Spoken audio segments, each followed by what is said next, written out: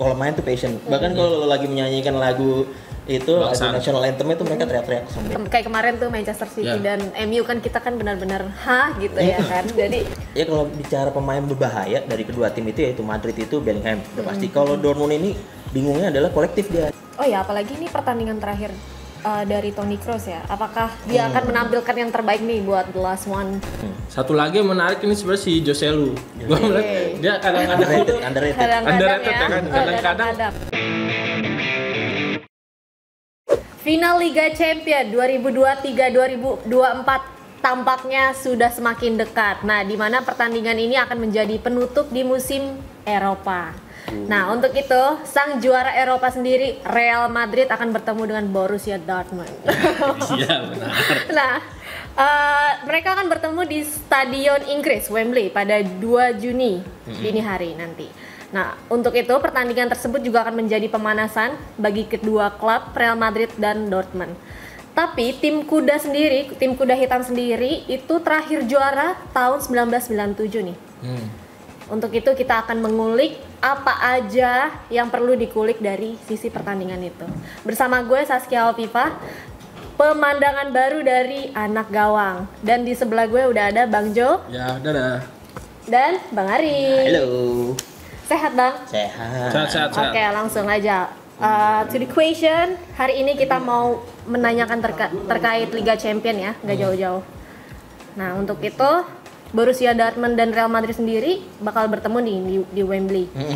Gimana sih analisis kalian terkait pertandingan tersebut? Mungkin dari Bu Johan dulu, silakan. Boleh.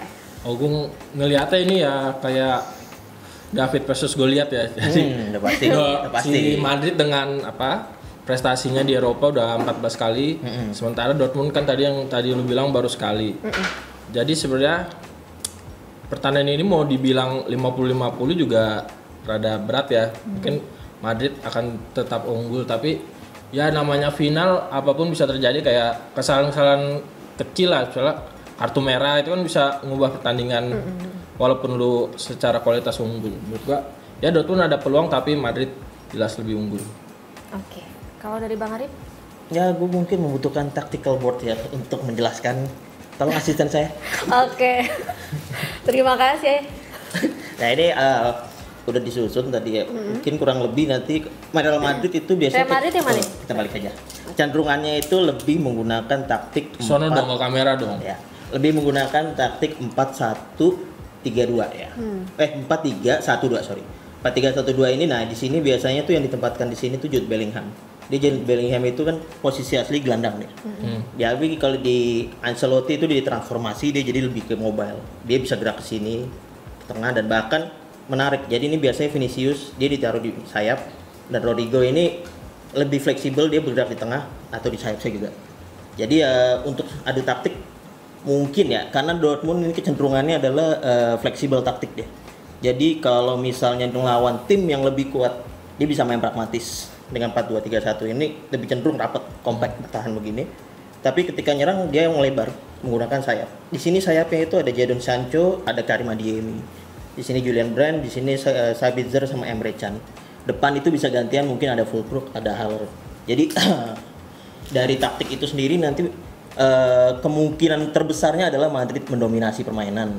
Tapi ini kita lihat lagi nih betapa efisiennya. Yang lebih efisien yang mana? Karena Madrid itu selalu menemukan cara di Liga Champions. Jadi dia dalam posisi sulit bisa nyetak gol, bisa juga unggul position tapi nyetak gol juga. Ya buat gue 50-50 sih. Karena kuda hitam ini udah membuktikan tahun ini ya, kalau tim-tim kuda hitam tuh juara kayak Atalanta lawan Leverkusen di Liga Eropa, terus ada MU lawan tim terbaik menang juga di Piala FA. Jadi buat gue sih mungkin anginnya lebih ke tim-tim ini kali, kuda hitam. Oke. Tapi berbicara terkait taktik atau statistik yang tadi, kalau melihat perjalanan dari kedua klub ini gimana sih bisa sampai ke final? Gua bahas Dortmund ya. Dortmund ini perjalanannya di babak grup lumayan sulit ya. Dia harus saling sikut dengan Newcastle, Milan, sama PSG. Ya, grup neraka itu. Grup neraka, dan hebatnya Dortmund bisa lolos sebagai runner up itu sebenarnya di luar dugaan juga sih. Misal kalau mungkin banyak orang yang melihat Milan atau Newcastle dengan kekuatan dari dana Arabnya. Kalau di babak gugur ya kejutannya yang dia bisa nyingkirin PSG sih. Tapi apakah permainan Dortmund itu bagus atau bisa memberikan perlawanan? Menurut gua PSG soalnya kayak kurang beruntung gitu, dia beberapa kali kena tiang, jadi sebenarnya ada bau-bau keberuntungan juga nih si Dortmund bisa bisa menembus final. Nah itu coba kalau Bang Arif Real Madridnya. Ya balik lagi ke Dortmund tadi juga itu dia lawan-lawannya di fase gugur tanda kutip lumayan gampang lah ya, karena lawan-lawan itu kayak PSV, Atletico, benar-benar mungkin PSG, tapi PSG kan ya kita tahu lah di Eropanya nggak ada. Nah untuk Madrid sendiri ini dia perjalanan ke final tuh ngeri sih, emang nggak pernah kalah di fase gugur yang diisinya itu grup C itu ada Union Berlin, ada Napoli, ada Braga, dia menang semua itu disikat bersih sama Madrid. Terus di fase gugur dia ketemu tim Leipzig, Man City sama Bayern Munchen. Tapi yang jadi di sini yang jadi fokusnya itu Man City dikalahkan gitu. Maksudnya melihat Man City itu kan kayak unstoppable team gitu, tim yang nggak bisa dihentikan. Tapi ya ada triknya untuk mengalahkan mereka dengan cara ya udah biarin aja mereka ball post, dan Madrid ya begitu efisien membuat mereka frustrasi, terus habis itu serang balik yang gitu-gitulah. Ya emang ini DNA Eropanya Madrid kelihatan sih pas lawan Man City gitu. Dan Ancelotti juga tenang aja pas ketinggal dan menang adu penalti. Dan udah setelah itu semifinal Bayern Munchen yang kita tahu belum stabil di bawah Tuchel ya, jadi Madrid nggak menemukan kesulitan lah ngalahin Bayern Munchen. Potensi sih juara. Nah, berbicara tentang potensi juara dari kedua klub ini kan banyak pemain yang cukup menarik nih ditonton di final UCL ini. Nah, kira-kira siapa sih menurut kalian yang pemain yang bisa menjadi istilahnya yang paling nonjol atau pembela dari pertandingan ini? Kalau dari Madrid mungkin sorotannya ke si Jude Bellingham karena dia mantan pemain Dortmund dan pencapaiannya musim ini bisa dibilang sangat-sangat bagus ya, dari 23 gol, padahal posisinya kayak Arif tadi jelasin dia bukan striker, itu kan tanda kalau dia tuh udah menyatu dengan permainan yang diminta oleh Ancelotti. Tapi gue nyorotin juga gimana peran kayak Toni Kroos atau Luka Modric, pemain yang senior sentral, dia nggak hanya di lapangan juga andilnya, tapi di luar lapangan kayak nyemangatin tim, karena kan pertandingan final ini mental juga berbicara. Satu lagi yang menarik ini sebenarnya si Jose Lu. Gua melihat dia kadang-kadang jadi kartu as ketika Madrid lagi mengalami kebuntuan ya, itu mungkin dia akan bisa bersinar di laga-laga seperti ini. Ininya ya kayak kehebatan Ancelotti, pemain-pemain yang nggak jelas jadi bagus sama dia. Dulu di Everton juga ada Dominic Calvert-Lewin gitu kan, pernah jadi bagus. Ya kalau gue menyoroti juga ya ini yang menarik ya, mungkin buat jadi highlight di media itu sorotan duel Inggris ya kan. Ada Bellingham, dan di Dortmund ada Jadon Sancho nih, pemain kesayangan MU nih. Dia dipinjemin MU dari Januari ke Dortmund dan keputusannya gitu. Walaupun udah nggak main selama berapa bulan di MU kan, salahnya sama Ten Hag. Faktanya di Dortmund dia bangkit bisa gitu. Dia mungkin dengan lingkungan yang lebih nyaman, support dia bangkit, dan musim ini kalau ngeliat dari statistik gol sama assist sih mungkin tidak sebanyak Bellingham ya, tapi kontribusinya terlihat jelas dari sisi sayap. Itu dia bisa jadi pembeda kalau misalnya emang lagi on fire pas lagi di final, dan mungkin bisa naikin harga jual dia juga. Terus kalau pemain-pemain kunci sih banyak ya, ini kayak perang bintang juga sih, walaupun memang orang lihatnya Madrid itu kayak udah isinya bintang semua Galacticos, tapi kita jangan lupa tadi benar Toni Kroos, Modric salah satu dari Madrid, dan di Dortmund itu juga ada pemain-pemain kayak Marco Reus yang bakal pensiun di akhir musim, terus ada Mats Hummels juga, pemain senior yang nggak dipanggil timnas Jerman yang mungkin bersinar di final nanti. Terus ada Marcel Sabitzer, itu gelandang tengah Austria, punya pengalaman internasional, bisa nyetak gol juga. Ada Emre Can juga, mantan pemain Liverpool. Jadi ya Dortmund ini sekarang udah beda dibanding terakhir pas nyampe final 2013 di Wembley juga. Udah beda banget sekarang, mungkin kemungkinan menangnya juga ada. Oh ya, apalagi ini pertandingan terakhir dari Toni Kroos ya. Apakah dia akan menampilkan yang terbaik nih buat the last one match-nya dia? Pasti lah ya. Seharusnya kalau misalnya dia dimainkan sebagai starter, dan kemungkinannya besar karena si Tchouaméni kan cedera. Dan sebenarnya si Reus juga dinarasikan lah seperti itu, kayak ini pertandingan terakhir, apakah dia akan mengangkat piala? Iya. Narasinya begitu. Iya, tapi gue ngeliat si Reus itu sebenarnya rada kurang sih ya. Kalau gue lihat ya sepanjang karirnya. Jadi apakah dia akan meraih prestasi ya sesuai kualitas aja. Kalau misalnya enggak ya emang udah segitu doang sih dari situ sebenarnya. Ya kalau bicara pemain berbahaya dari kedua tim itu yaitu Madrid itu Bellingham udah pasti. Kalau Dortmund ini bingungnya adalah kolektif dia. Jadi semuanya lini itu bisa ternyata kalau nggak ada pemain bintang khusus gitu. Jadi emang harus diwaspadai Dortmund sih. Soalnya gue sedikit OOT ngomongin itu kemarin final Europa League itu kan Leverkusen itu nggak pernah kalah sebelum melawan Atalanta itu. Tiba-tiba kalah dan kalahnya telak 0-3, yaitu ada faktor taktiknya Gasperini gitu. Jadi pelatihnya Atalanta tuh pinter untuk menjaga pemainannya tuh tetap sama Leverkusen tuh bagus gitu. Taktik-taktiknya jalan. Oke. Nah, kalau ngomongin pelatih nih, faktor pelatih itu berpengaruh juga nggak sih di final? Nah, kebetulan Ancelotti jelas lebih berpengalaman kan ketimbang Terzic. Nah, menurut kalian itu gimana? Kalau Terzic ini sebenarnya ya dibanding Ancelotti jauh lah dia. Dia sebenarnya nggak cuma jadi pelatih ya, sempat jadi direktur teknik di Dortmund, terus juga pemandu bakat bahkan. Jadi sebenarnya dia kayak ya pelatih yang merintis dari bawah lah. Dan untuk menghadapi si Real Madrid ini kan Real Madrid kalah nih musim ini baru 2 kali.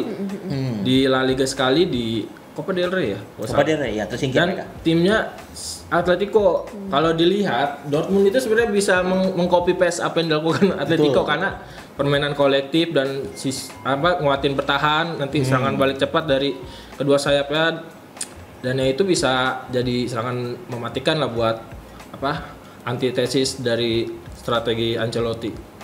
Ya perbedaannya kelihatan banget lah. Gue bikin artikelnya tuh Ancelotti ditanya sama media persiapannya apa nih sebelum final gitu kan. Ya ini buat dia final itu kayak ya udahlah biasa gitu kan. Juara udah 4 kali ya. Dia udah 4 kali juara, terus udah 9 kali ke final juga, 3 sebagai pemain atau 6 sebagai pelatih kalau nggak salah. Nah itu ya buat dia kayak ya udah santai aja dengan muka dia kan. Ibarat kan ada meme juga tuh kalau di pinggir lapangan dia tinggal ngerutin alisnya langsung pemainnya mode on fire atau gimana. Ya itu rutinitas dia kayak gitu. Gue rutinitasnya adalah makan, tidur, istirahat. Jadi banyak persiapan Ancelotti mungkin lebih kalau gue melihat dari Ancelotti adalah dia memotivasi skuad, kasih tahu nih kelemahan Dortmund begini, terus nanti begini. Ya, biasa aja gitu. Tapi nah ini pertanyaannya adalah dari Dortmundnya gimana gitu. Soalnya si Terzic pasti kan ya seperti tadi gue bilang Dortmund itu punya kecenderungan fleksibel. Kalau dia ngelawan tim yang lebih lemah tanda kutip, dia pasti ball position mainnya. Tapi kalau ngelawan tim-tim kayak Madrid, PSG bisa pragmatis gitu. Jadi serangan balik. Buktinya lawan PSG itu kan cuman gol lawan Hummels doang kan. Iya, jadi bisa jadi nih faktor pengalaman pelatih berpengaruh, tapi di final ini bisa jadi kejutan. Berarti intinya 50-50 lah ya. Oke. Kita doakan saja buat kedua tim, semoga hasil yang terbaik. Prediksi dulu deh. Prediksi coba. Prediksi Real Madrid. Jelas Real Madrid. Tapi terlepas dari itu, tim-tim yang memang lepas kayak kemarin tuh Manchester City dan MU kan kita kan benar-benar gitu ya kan. Jadi kita melepaskan semua kepada yang di atas. Tapi yang terbaik buat Real Madrid. Nah, terlepas dari itu kita sedikit membahas Euro yuk. Untuk 2024. Boleh. Nah, dimulai kapan sih ini dan siapa aja negara yang akan bertanding? Mulainya di pertengahan bulan Juni ada berapa grup F berarti berapa grup tuh? A, B, C, D, E, F. Nah, berapa tuh? 8 kali 4. Berapa? 32 tim. Dan ya Jerman kayak unggul-unggulannya ada banyak kan, Jerman, terus Prancis, ada yang bilang juga Portugal, terus kayak Spanyol, Italia, Inggris itu kan bisa juga memberikan kejutan-kejutan. Jadi menarik sih, karena Euro ini jadi udah akhir musimnya, udah klimaks nih Euro ini, jadi tontonan menarik lah. Jadi melanjutkan apa yang udah dilakukan pemain-pemain di klubnya. Jadi manis aja gitu, abis Liga Champions ya kan ada Euro. Rame ya. Fans bola tuh kayak nggak pernah ini berhenti dihibur. Pemainnya doang yang capek. Iya sih, gaji kan gede tapi Jo. Oke. Ya kalau fair aja nih, gue kalau misalnya bandingin Piala Dunia sama Euro, gue lebih prefer Euro karena lebih ketat. Maksudnya level-levelnya itu lebih balance gitu, karena pemain-pemainnya banyak yang main di liga topnya Eropa gitu. Jadi kemungkinannya saingannya lebih ketat gitu, lebih susah diprediksi. Walaupun emang benar kata Johan, ada tim-tim favorit itu pasti ada, tim besar bola gitu. Oh iya, kalau ngomongin favorit timnya siapa aja emangnya? Gue tergantung kocokan ya. Enggak, kalau gue Prancis sih lah, Prancis masih menjadi salah satu Dari dulu tuh? contender. Enggak juga. Gue kalau negara gue nggak dukung siapa, tapi gue ngeliatnya Prancis lumayan lah bisa. Dan Jerman mungkin dengan apa ya, dengan tampil di publik sendiri mungkin ingin membuktikan, atau Portugal dengan generasi emasnya bisa yang jadi. masih dikomandoi oleh Gaot. si kambing yang mungkin bisa ya itu menjadi salah satu ya setengahnya semifinal lah buat Portugal. Semifinal. Kalau gua ya, Inggris. kita subjektif dulu. Kalau subjektif gua selalu dari dulu satu Mas. Itali. Dari dulu Itali, selalu Itali. Forza Itali. Tim gue MU tapi gue selalu dukung Itali, itu lucu sih Mas sebenarnya. Kenapa ya Bang? Karena gue senang aja gitu Itali ada apa ya namanya grit, kayak kalau main tuh passion. Bahkan kalau lagi menyanyikan lagu itu lagu national anthem itu mereka teriak-teriak sambil wah semangat lah gitu. Terus gitu pas mainnya juga semangat gitu kan. Ada begini-begininya juga. Ala Itali. Delicioso. Lebih ke taktik ya itu subjektif ya, mungkin karena sebagai juara bertahan gue nggak tahu ya, mungkin ada nggak juara bertahan 2 kali beruntun. Nggak ada ya. Spanyol tuh 2008 habis itu nggak juara kan? Iya, kayaknya belum ada gitu. Dan memang kayaknya agak sulit untuk ini buat Italia, dan apalagi sekarang pelatihnya bukan Mancini lagi, sekarang Spalletti, skuad juga udah beda. Nggak punya striker lebih tepatnya. Strikernya tiernya mungkin tier B atau A, bukan tier S. Jadi subjektif Italia. Nah untuk objektif gue prefernya sih Portugal. Itu skuadnya buat gue sih ya bener kata Johan, generasi emas, keseimbangan skuadnya ada, muda dan tuanya ada juga. Di depan Ronaldo masih jadi pemain kunci. Terus habis itu di tengahnya itu bertabur bintang kayak Bernardo Silva ada di situ, ada si Bruno Fernandes, ada main muda juga João Neves. Jadi Portugal ini jadi ini sih buat gua kandidat juara. Kalau Prancis kandidat juaranya? Prancis. Fixnya Prancis. Italia. Oke, kita tunggu saja gimana ya. Aku nggak megang siapa-siapa, tapi kalau untuk Liga Champion udah fix Madrid. Halo Madrid. Oke, ada lagi mungkin yang mau disampaikan terakhir? Sudah cukup. Oke, pokoknya kita nantikan keseruan-keseruan selanjutnya di Anak Gawang. Bang Jo, terima kasih. Bang Arif, terima kasih. Dan sampai jumpa di selanjutnya. Thank you. Bye-bye.